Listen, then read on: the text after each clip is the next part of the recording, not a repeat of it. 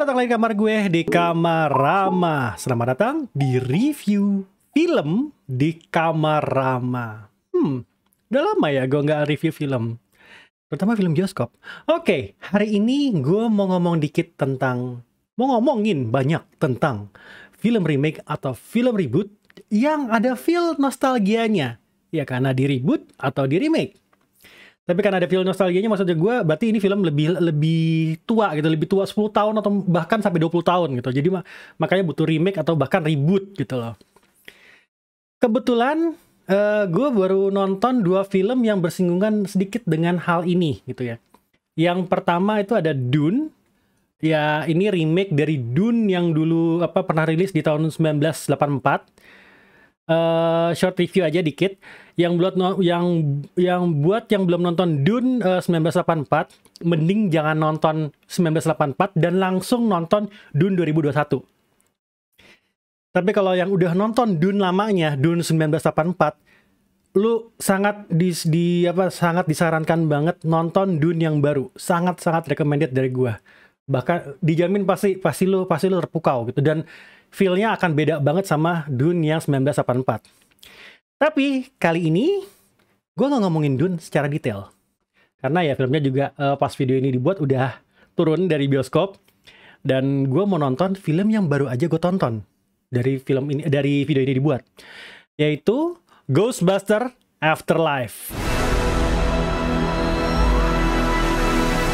Ghostbusters Afterlife ini udah ada trailernya dari awal tahun 2020 kalau nggak salah. Terus akhirnya dirilis di teater, di bioskop, itu November 2021. Dan secara global sekitar awal Desember 2021. Ya pas video ini dibuat. Durasi filmnya sekitar 2 jaman, disutradarai oleh Jason Reitman, yang bikin film Juno dan Thank You for Smoking. Jadi ada kualitas cerita lah ya di situ ya. Opening weekend di US dan Kanadanya itu 44 juta 8.406 US dollar. Itu dihitung dari November 2021. Buat kalian yang belum tahu, Ghostbusters Afterlife ini nggak ngelanjutin Ghostbusters 2016 yang isinya female Ghostbuster. Tapi ngelanjutin dari original, the real Ghostbusters 1 dan 2 yang tayang tahun 1980-an. Jadi ya udah 20 tahun yang lalu kira-kira. Bercerita tentang sebuah keluarga yang terdiri dari ibu yang bernama Kelly dan 2 anaknya yang namanya Trevor dan Phoebe. Ia sedang struggle dengan tagihan-tagihan dan ya masalah hidup lah, dengan masalah hidup keluarga. Bahkan mereka diusir dari rumah sewaan mereka. Nah, di masa yang sulit ini mereka dapat warisan berupa rumah dari ayah Kelly dan kakek Trevor dan Phoebe di sebuah desa di Oklahoma yang ya agak sedikit antah berantah sih kalau ngeliat bentuknya. Tanpa mereka ketahui, ternyata rumah dan desa tersebut itu menyimpan banyak misteri, dan kenapa sampai si kakek itu tinggal di sana itu juga ada ada misterinya. Nah, buat lanjutnya kalian mending nonton aja sendiri, karena ini sebenarnya masih berhubungan dengan, seperti kalian kata gue, karena ini sequel, masih ada berhubungan dengan Ghostbusters yang pertama dan kedua, yang the real Ghostbusters yang awal-awal ya, dan tahun 1980-an. Iya, gue sekarang mau masuk zona yang lebih dekat sama spoiler, karena gue mau share experience dan pendapat gue tentang film ini. Jadi buat kalian yang mau nonton, boleh disudahi dulu nontonnya sampai di sini. Ini gue kasih spoiler warning dulu ya.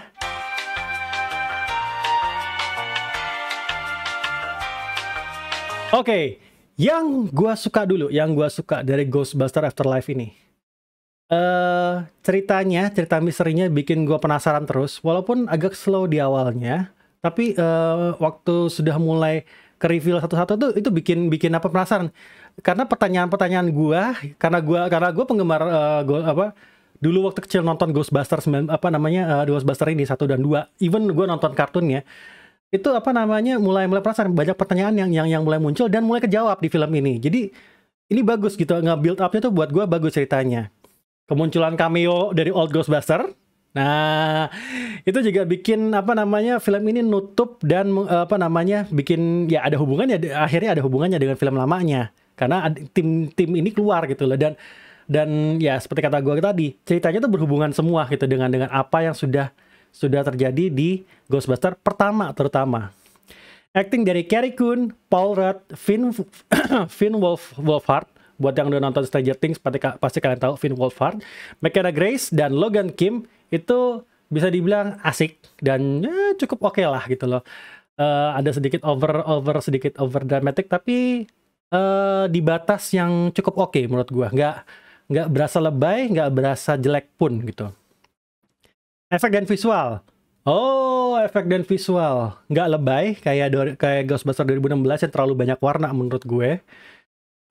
Tapi pas dan feel-nya sesuai dengan Ghostbuster yang dulu gitu. Jadi feel-nya tuh bener-bener ada gitu. Feel Ghostbuster-nya tuh emang it's there gitu loh. Dari efek jadul proton pack-nya, ghost trap, efek hantunya, even kisi-kisinya efek hantu itu sangat-sangat Ghostbuster 1980.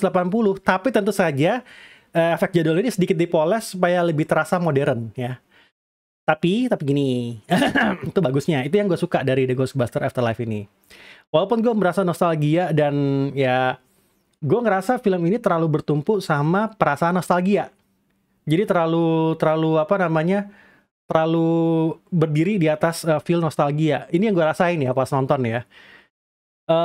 Yang gue kurang suka lagi itu adalah bagian terakhir dari film ini itu tiba-tiba konklusinya terlalu cepat, terlalu buru-buru. Jadi kayak pace yang tadinya awal terasa agak mulai pelan-pelan alurnya enak, tiba-tiba dar selesai. Kayak harusnya nih ada banyak pertanyaan yang gue pengen tanyain terus dijawab, tapi nggak langsung di-cut dan jawabannya ya udah ini aja jawabannya. Udah gitu kayak bahkan ada momen di mana feel-nya itu kayak Snoke di di Star Wars. Itu dibunuh. I mean, what the fuck? Ada apa ini gitu loh. Ada kejadian ini kayak, hah? Dibunuh dan udah gitu aja. Perannya cuma sampai situ aja. Ini apa nih? gitu loh. Gue ngerasa Ghostbuster Afterlife ini jadi kayak lebih mending jadi film mini series ya 2-3 episode lah gitu loh. Supaya at least ending filmnya tuh nggak kerasa meh gitu aja gitu loh. Karena banyak yang sebenarnya bisa diangkat lagi gitu loh dari film ini. Gue ngerasa nih film ini sebenarnya bisa berpotensi panjang dan berpotensi bagus. Bahkan filmnya kalau menurut gue bisa menyamai Stranger Things kalau kata gue ya. Mungkin karena ada si Finn Wolfhard di sini ya. Untuk keseluruhan ini gue cuman bisa ngasih Ghostbuster Afterlife itu 7 bulet. 7 bulet aja. Gue nggak bisa bohong karena gue ngasih nilai 7 bulet ini karena ada efek sentimentalnya di gue. Gue dulu beberapa kali nonton Ghostbuster, gue ngefans banget waktu masih kecil ya, ngefans banget sama Ghostbuster. Dan banyak yang bikin gue, wah ada ini nih, wah si dia ada lagi, wah si itu ada lagi, wah itu keluar lagi. Itu yang bikin gue jadi kayak nge-build up ini film bisa sampai 7 nih. Walaupun again big flow-nya gue itu ada di bagian terakhirnya doang. Kalau kalian mau nanya film ini sebenarnya lebih tepat buat siapa sih gitu loh. Menurut gue film ini paling tepat itu untuk orang-orang yang udah nonton Ghostbuster 1 dan 2. Karena ya tadi again tumpuannya nostalgia atau tumpuannya sudah karena kalau lu udah at least kalau lu udah nonton Ghostbuster 1 atau Ghostbuster 2 itu kerasa lebih apa yang ada di film itu lebih terasa lebih make sense. Kalaupun lu belum nonton, lu akan penasaran karena ada beberapa pertanyaan yang lu nggak kejawab dan kalau kata gue better lu nonton Ghostbuster 1-nya. Jadi agak terjawab ada beberapa yang terjawab di sini. Di film tersebut gitu loh. Dan kenapa gue sampai ngomong hal seperti ini. Karena gini, kemarin itu gue di bioskop ya, gue literally bisa ketawa-ketawa sendiri dan orang-orang tuh mungkin kebingungan dengerin ketawa gue. Karena gue nonton, wah ini lucu nih, ini dulu pernah begini nih, wah lucu banget nih, dulu referensi dari sini, dan orang tuh nggak ada yang ketawa karena mereka most likely nggak belum nonton Ghostbuster 1, even Ghostbuster 2 gitu. Jadi ya kalau buat kalian yang apa namanya, yang mau langsung nontonlah habis itu nonton Ghostbuster satunya.